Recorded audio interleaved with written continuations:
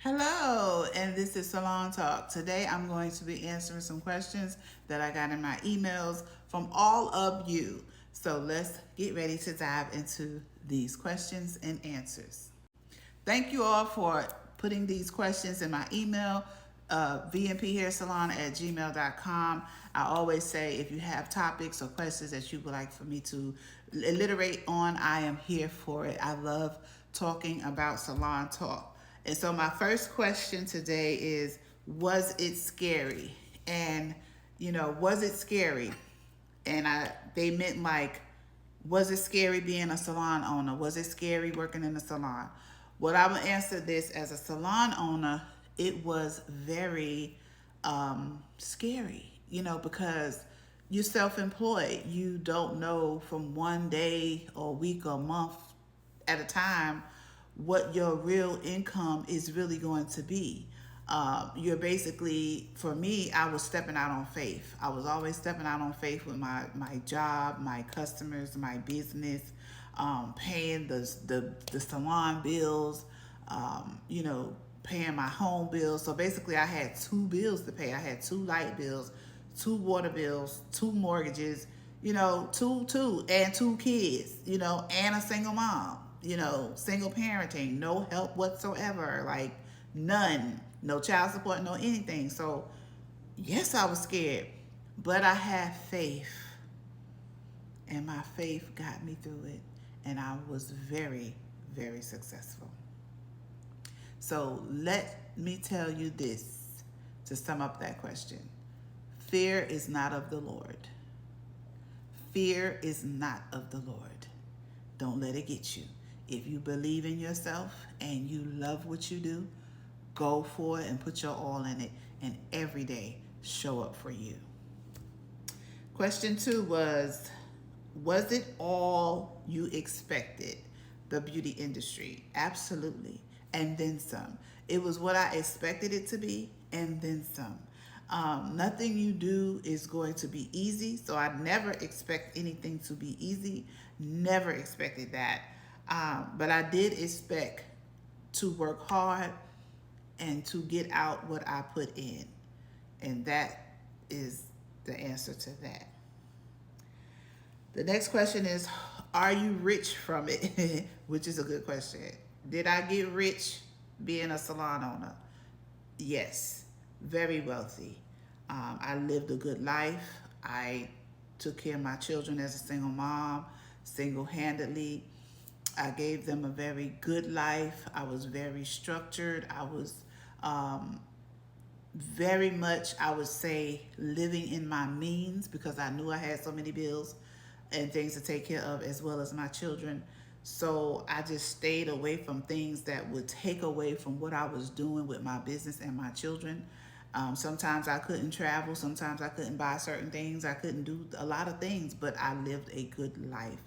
And so for me, I would say I lived a wealthy life, a middle class life. I wasn't hungry. I never had to beg for bread. I never had to. My lights never got turned off. If that makes sense. And I was not um, asking anybody for anything. I worked hard for everything. The next question is, do you teach courses? I love your knowledge and salon talks. I have a course called Life After Beauty School with Regina Miller.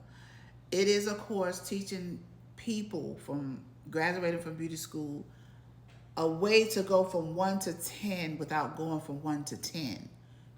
You take my course, it's going to save you a lot of problems, a lot of situations that you don't have to go through, because I'm going to tell you what I should have did and what I should have avoided to get from A to Z without having to go from A, B, C, D to Z, if that makes sense.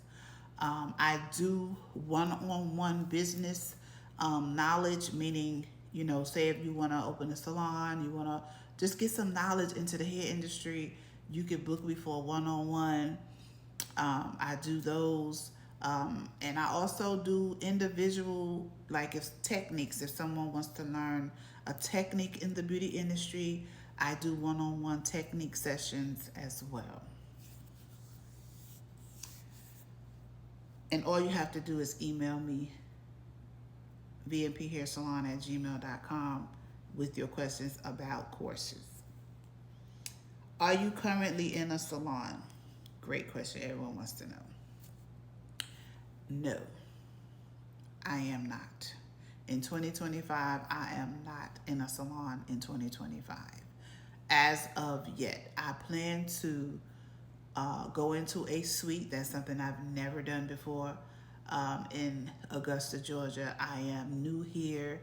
I travel from state to state. I'm a military mom now, so I'm still in the hair industry. I just closed my salon in Pensacola, Florida, and that was a lot.